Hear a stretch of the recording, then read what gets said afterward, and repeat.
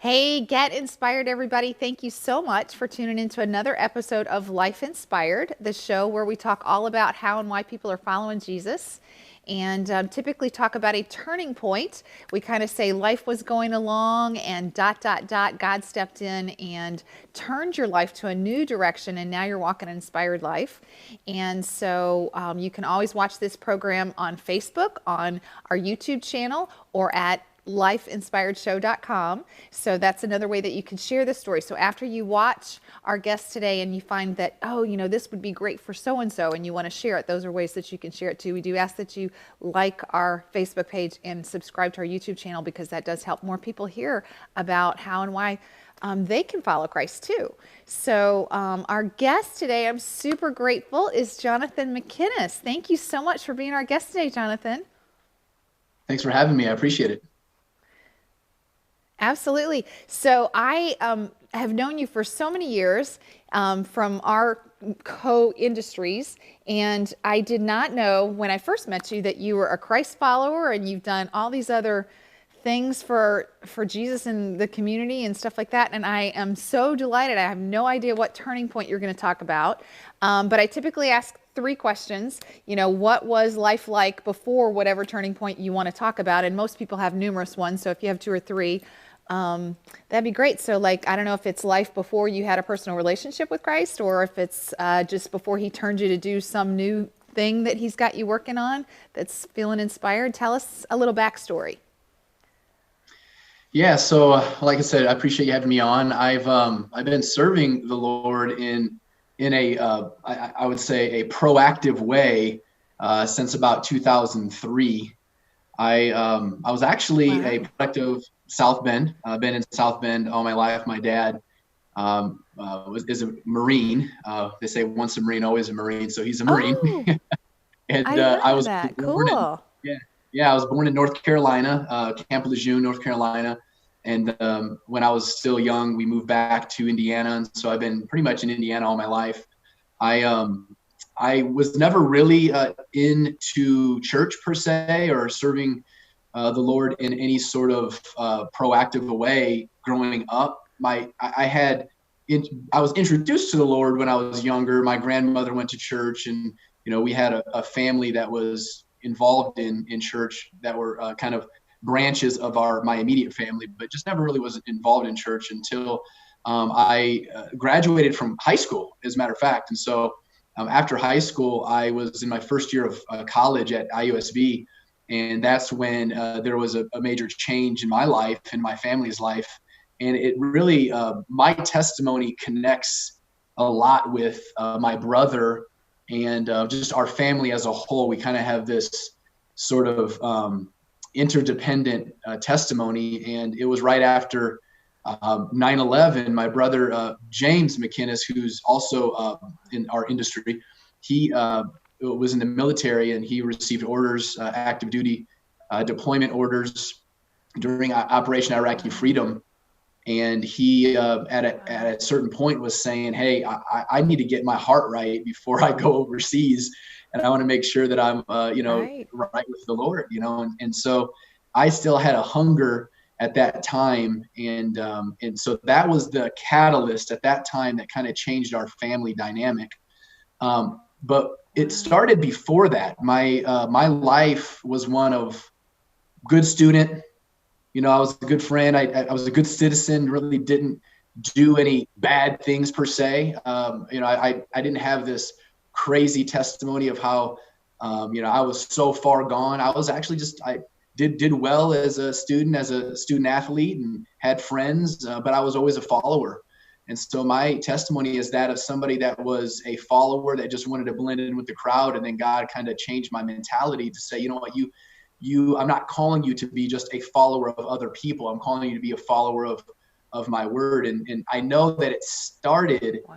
when I was choosing colleges. When I was in high school, I was going to go to Ball State, and I wanted to go there because I wanted to follow the crowd. I wanted to, have fun with my friends. And for whatever reason, I stayed in South Bend, and I enrolled at IUSB so I could work and go into just kind of paying some of my bills during college. And unbeknownst to me, it was right in that first semester of college that God started to really speak to me about really giving myself to Him, my life to Him. And that was right after my brother received his active duty deployment orders. And then I followed him to Wow. church just a couple Sundays later. And the Lord started to really deal with me after that point. And then, of course, there were some more that went along with it. But I can pause there if you have anything you wanted to add. Yeah, so technically the next question I'd typically say is, so what was the turning point? So it sounds like your turning point is then in 2003 when he kind of tapped on your shoulder and said, "Hey, Jonathan, I don't want you to go to Ball State. I want you to stay here and I want you to go to this church and I want you to do that." So tell us what that was like. What's the whole turning point part, and involve Jim and whatever. Yeah. So, maybe stealing or utilizing my brother's testimony a bit. It was actually a Christmas play that was at our church, our current church now. We go to Christ Temple Apostolic Church in South Bend.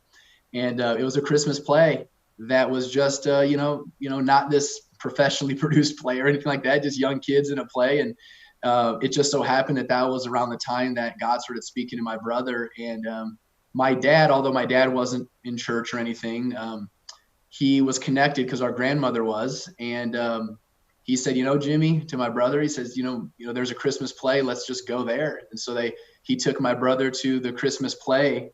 And I was just working that night. I was just working at a restaurant and I wasn't even there. But man, the Lord started to speak to my brother at this Christmas play, just young kids. When God starts to speak to you, my thought is, and I think many people's testimonies would be, it doesn't have to be a perfect song. It doesn't have to be sung in the right key. It doesn't even have to be some Right. great orator that's speaking to you. But when God starts to deal with you, it doesn't matter who's speaking. When the word starts to go forth, it starts to just prompt you and pricks your heart. And that's what happened to my brother. And at that same time, although I wasn't there at that play, God started to just sort of maneuver into my life. And because of that, I attended a normal service. It wasn't like, oh man, all of a sudden I just started serving God. It was actually, Yeah. I had some baggage. I had some issues that I had to deal with. I had relationships that weren't healthy. I had issues in my own life. I was still a good guy. I was a good student at IUSB. I was still making money at the restaurant and trying to work my way through college a little bit. But then, just slowly but surely, God just continued to deal with me until I just fully surrendered totally to God. And that's really my testimony is just allowing Him to continue to lead me. And I think often I think people struggle with that. Like they feel like they have to get it all right at once. And that's not what it was in my life. I just slowly kind of continued to keep pushing in until I realized that, I am a disciple. I have been discipled. I am growing in my walk with God, and my maturity level continued to develop. And I had to cut relationships out. I had to get my mind and my motives correct. And so often I think God has to deal with us in many avenues in our life before we can really get to that level that God wants us to be at. And I'm still not there. But because of that, Absolutely. though, I stayed. So this is just so powerful because I stayed in South Bend. I was working at a restaurant. My current wife, Sarah, was working at the same restaurant. If I was at Ball State, I wouldn't have been there with her, but she was at that same Wow. restaurant. She was waiting tables. I was cooking, and we started connecting, and we started to date a little bit. But what was really interesting is that the same church that we attend, her parents grew up, or her mom and mom's sisters grew up across the street from that church. And so they were connected in that way, but we didn't know that, obviously. And so I connected with my wife. We started dating. She wasn't in church either at the time.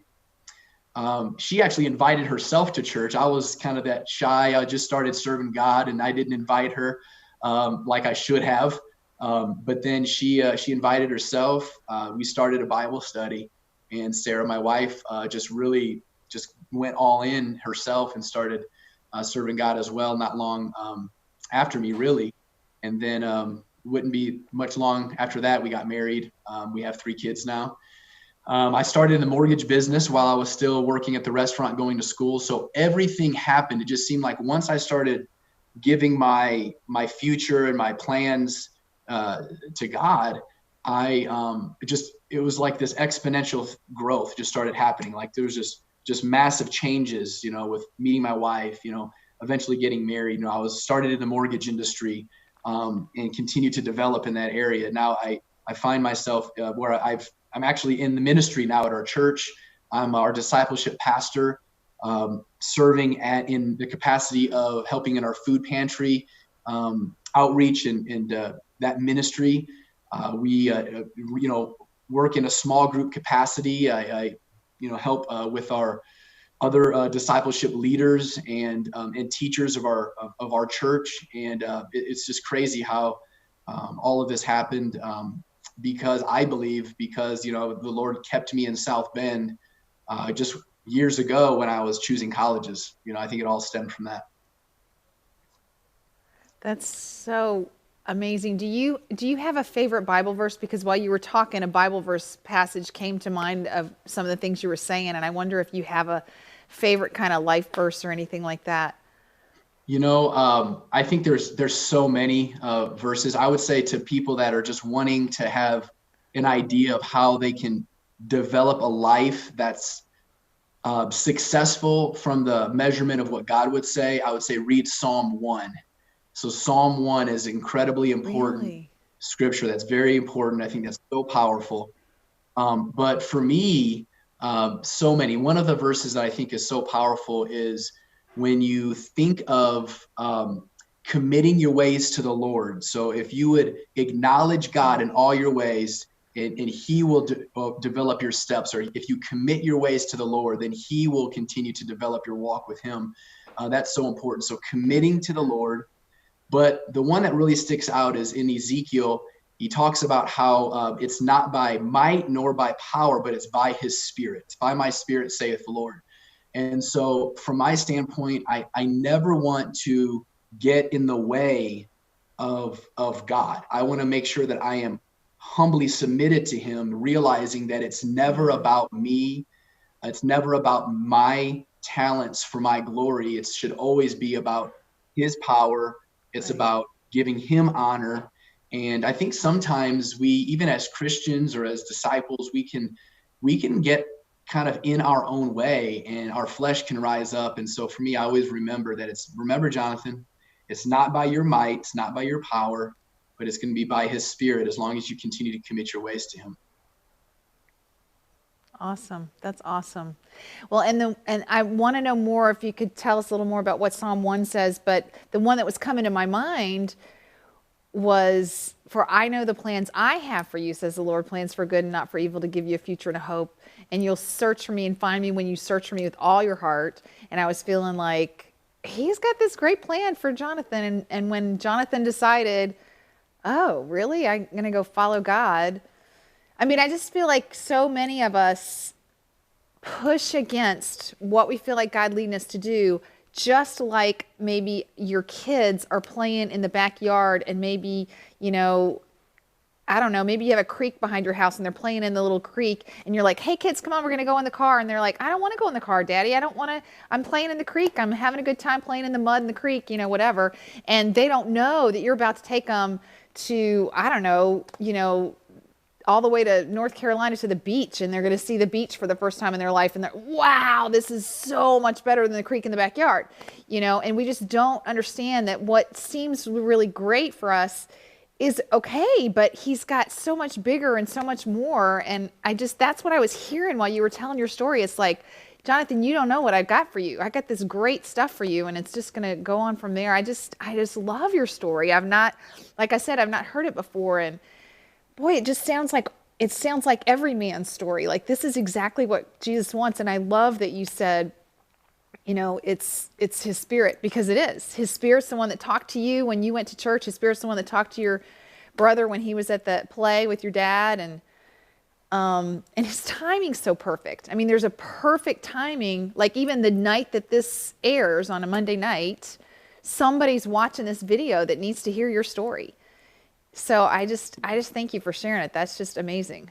Yeah, no problem. I would just, remind everybody that it's not, sometimes it's not just a feeling, or that it's not this huge, this huge turning point. I mean, there is a turning point that happens, but I think sometimes people are waiting for this miraculous sign from God somehow, like they fleece God, like Gideon, to that sort of extent, like, Lord, give me a sign, then I'll move forward, or, show me this way, Right. then I'll commit my way to you. But sometimes it's just a matter of just a mundane decision. It's, the miracle happens in the mundane moments, when you just are committed, Amen. faithfully making a decision that,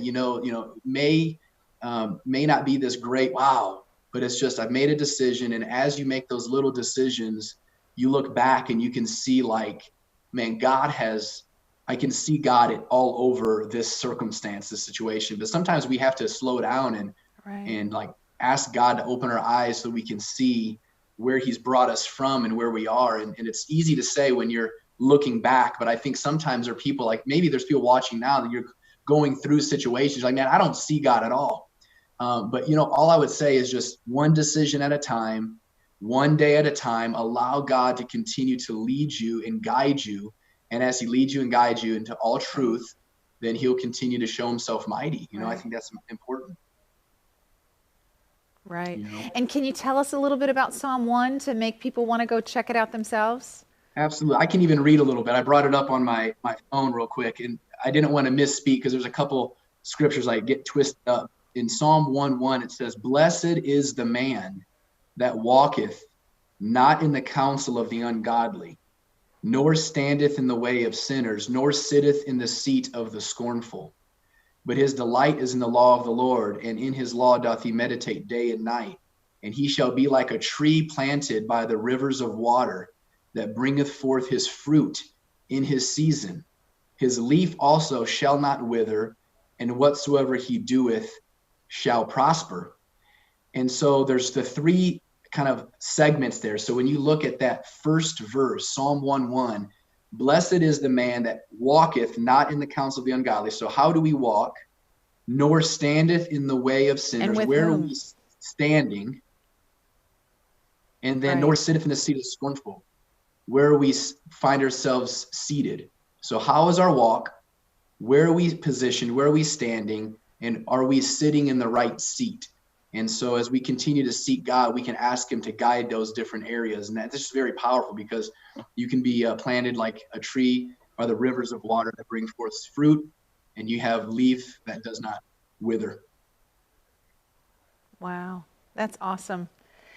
I can't thank you enough for sharing, Jonathan. I think this has been super powerful, and I don't want to drag it on because I don't want to make it so long that somebody doesn't want to watch it. I want a nice short clip so that they'll see your whole story.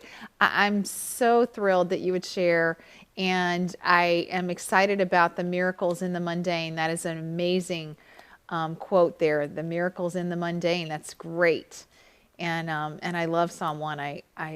That was awesome. So thank you so much for sharing. I just feel like that whole sitting, don't sit in the seat of the scoffers. We're supposed to sit and read the Bible every day. Just what does God have to tell me? I don't want to listen to I don't want to sit and listen to the news. Right. That just causes fear. If you sit and listen to the news, whichever side you're on, you're going to find something scary in the news. And we need to be stopping the social media reading that we're doing, even though this is going out on social media. We need to just sit with God and listen to him. I thank you so much. Amen. So very cool. So can I assume that you would be happy to have coffee or a Zoom with somebody that has more questions about walking with God? Absolutely. I'm always open. I knew you would. Yeah, absolutely. So I want you to ask Jim if he'll tell a story, and Sarah if she'd tell her story. I'd love to have both of them be guests. So absolutely. Yeah, and as you guys know that are watching, because of COVID, we're still doing this virtual thing. That's why Jonathan's on the Zoom and I'm here on the red couch kind of by myself. So Jonathan's the virtual red couch. So thank you guys for watching. Jonathan, thank you for sharing. Thank And you. you guys, please do, if you have questions, messages here, whether you're watching via YouTube, Facebook, or Life Inspired Show, we will hook you up with Jonathan so you can have coffee. And if you know somebody else that needs to tell their story, or if you know somebody that needs to hear this story, please share it. Thank you again, Jonathan. Y'all have a great day and a great week.